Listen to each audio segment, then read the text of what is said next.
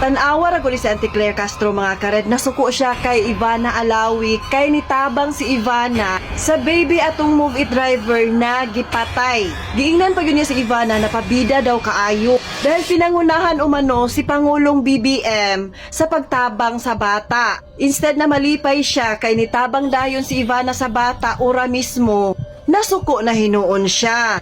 Imagine guys, 2 million ang gihatag ni Ivana sa bata. So feeling ni Ma'am Claire Castro na insulto ang atong Pangulong BBM sa gibuhat ni Ivana sa bata. Imagine 2 million ang gihatag ha. Tapos sila walay action. Kaysa suspect man sila manglaban.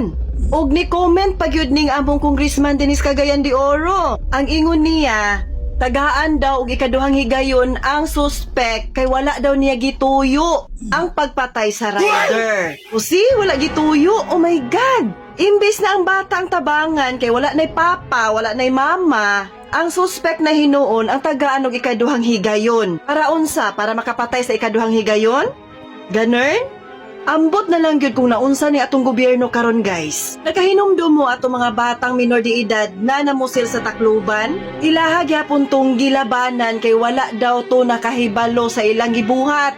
Kana gyud ang pinaka-imposible kay sa ilahang conversation, plinano nila ang kanilang pamamaril. So alam na alam nila ang ginagawa nila. Tapos sabihin nila hindi alam ng mga bata.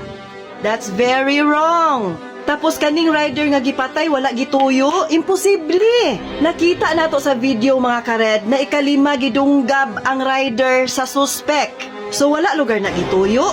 Tapos tinangkan niyang kunin ang motor. Tapos wala gyapon lugar na gituyo. Unsa lugar to na amnesia? Hay, ambot na lang gyud. Nabali na gyud ang kalibutan.